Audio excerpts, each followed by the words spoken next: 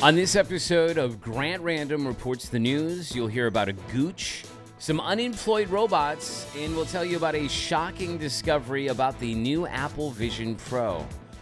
All of that, plus more.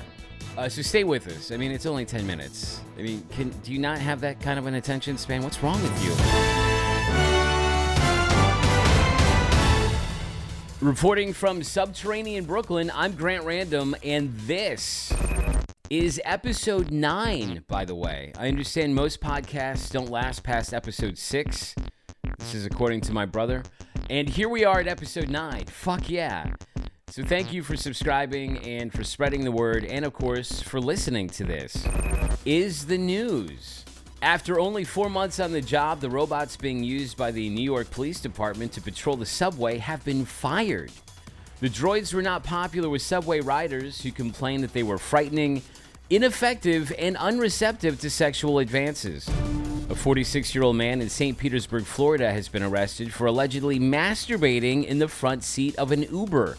Jason Haggerty of St. Petersburg was on his way home when he allegedly exposed his genitals and pleasured himself until he ejaculated.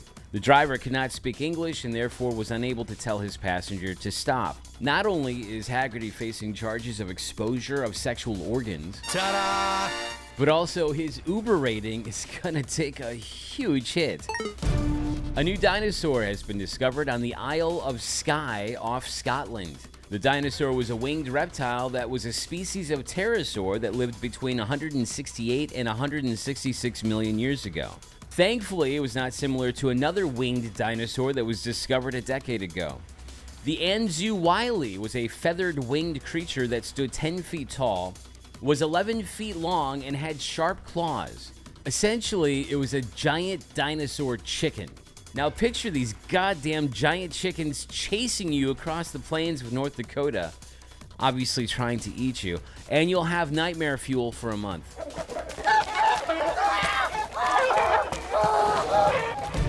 Meanwhile, a report from the University of California, Berkeley suggests that Neanderthals and humans lived side by side in northern Europe 45,000 years ago.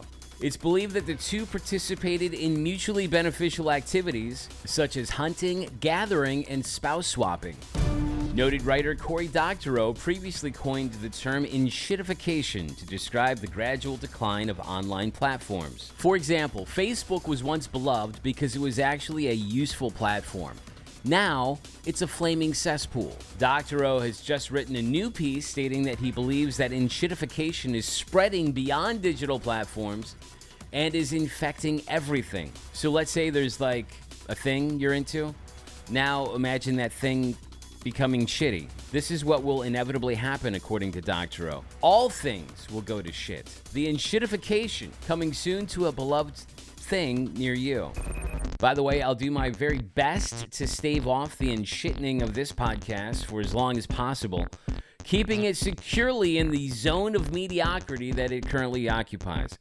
Now, in the event that this podcast blows up and I become corrupted by money, fame, drugs, and crypto, if I'm lucky, then things could get shitty around here. But, wait, what was my point? I don't know. I'm fantasizing about being horribly corrupted. Never mind. Researchers from several universities, in conjunction with the Crisis Simulation Initiative, conducted a war simulation involving AI. Several AI models were used in the war simulations, with the AI cast as the ultimate decider of action. In one scenario, the AI justified its launch of nuclear weapons by saying, quote, "I just want to have peace in the world." That AI seemed to suggest that humans were the obstacle to peace, and I mean, the AI is not totally wrong, right? These simulations are happening as militaries across the globe are increasingly embracing AI. Isn't this how Skynet started? And let us not forget that Skynet was a huge asshole. A 36-year-old man was arrested after allegedly entering Fort Lauderdale International Airport drunk and completely naked. Martin Evtimov parked his car on the sidewalk at the airport and then entered the terminal and made his way past the TSA screening area to the baggage inspection line, where he was met by TSA agents and sheriff's deputies and taken into custody. Evmitov is facing multiple charges, including exposure of sexual organs. Ta-da! He's not to be confused with the naked airport guy in Dallas last September. That guy was deeper into the airport and even had a friendly exchange with an onlooker who said to him, "My man." While the footage of each naked airport guy isn't great, they do look similar. So perhaps it is the same naked airport guy, and he has a goal to be naked in each of the nation's major airports, and therefore serve as an inspiration to us all. And how can you not root for him? This supposed naked airport guy has an ambitious goal. I mean, it's a goal that requires him to break the law and expose his genitals to people who would prefer not to see them. But it's an ambitious goal nonetheless. This fall, ESPN, Fox, and Warner Brothers Discovery are launching a joint sports streaming service that will feature sports broadcasts that are carried by the three companies. The service will reportedly cost between $40 and $50 a month and answers the prayers of millions who've been begging to pay for yet another streaming service.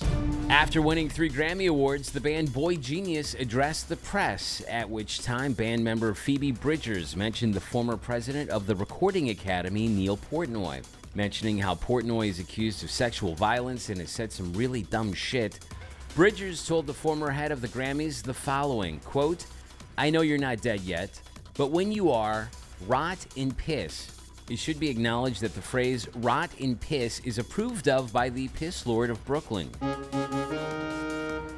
A town in California threw a birthday party for the oldest person in the U.S. Residents of Willits gathered to celebrate 116-year-old Edie Seccarelli with a parade, musicians, and a shit ton of balloons. Seccarelli is the second oldest person in the world, just behind a woman in Spain. She says the secret to her longevity is red wine and staying the fuck out of other people's business. The super centenarian spends her time visiting with friends, getting her makeup done, and asking if the woman in Spain is dead yet.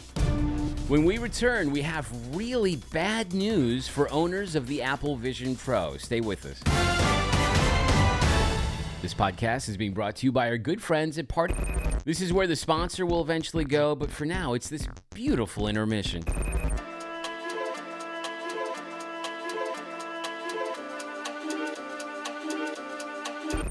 I interrupt this intermission to say thank you for listening.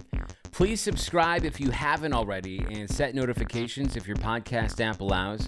Also, thanks for the kind reviews that we've received, including one from Luna Mother that was posted on Apple Podcasts that says, "Topical and hilarious, and not in a Preparation H way. Grant leads his priceless snark to current events and thereby makes the world more palatable. This is a golden sponsorship opportunity for those who can't afford Smartless. Thank you, Luna Mother." Funkadelic19 wrote, "Having Grant back in my ear hole has given me the best eartercourse and eargasms each week. A void left unfulfilled has finally been filled. Also, my penis curve went away thanks to Grant and his reporting of the news." Look at that, miracles do happen. And finally, I received a message from Stephen Hebert on LinkedIn who wrote, "Fuck me, Grant.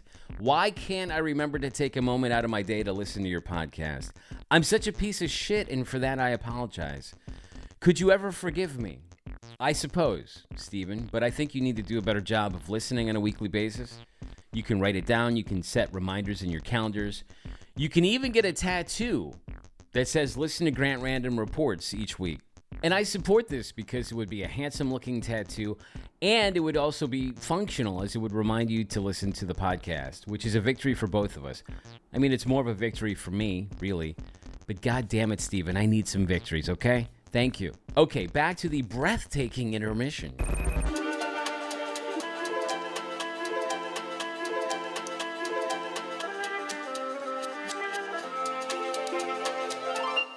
And that concludes this lovely intermission. Get 20% off when you use the discount code ROTINPISS. Huge thanks to listener Jeff Weiser for forwarding the following story to me at Grant Random on Instagram. According to the report he sent, the recently released Apple Vision Pro cannot play VR porn. Are you serious? Those who paid over $3,500 to unlock a new level in their masturbatorium are absolutely devastated to know they must continue to jerk off like normies. The good news is that the headset does allow you to plunge into immersive environments. So, for instance, you could be sitting on the toilet, but feel like you're blasting a deuce on the moon, which would be a dream come true for some of us. Meanwhile, the U.S. Department of Transportation is telling Tesla owners not to wear the Apple Vision Pro while driving their vehicles in autonomous mode, explaining that they must be fully engaged with the road at all times. This comes after videos have emerged of Tesla owners using the new headsets while driving their cars. For those who don't have Teslas or the Apple Vision Pro, this newscast would similarly like to remind you to stay fully engaged while driving. This means you should put your phones down and your dicks away. Pay attention to the road, for fuck's sake. Thank you. Finally, this newscast is sad to report the temporary closing of the Licking Hole Creek Craft Brewery in Goochland, Virginia. The popular brewery's hiatus is due to the owner's poor health. Goochland is outside of Richmond and is named for Sir William Gooch, a British Army officer who was a colonial administrator and quite possibly the 13 colonies' very first Gooch. As a colonial administrator, Gooch served as a liaison between King George II, who was a dick, and the colonists, who were viewed by the crown as a bunch of assholes, thus cementing Gooch's standing as the most appropriately named public official ever. Thank you for listening to this episode. Thank you also for subscribing and rating this podcast and telling everybody you've ever met going back to childhood to listen to this podcast. Seriously, though, you should tell all those people. Thank you for all that, and thank you again for getting informed by the newscast that's #1 in Gooch News.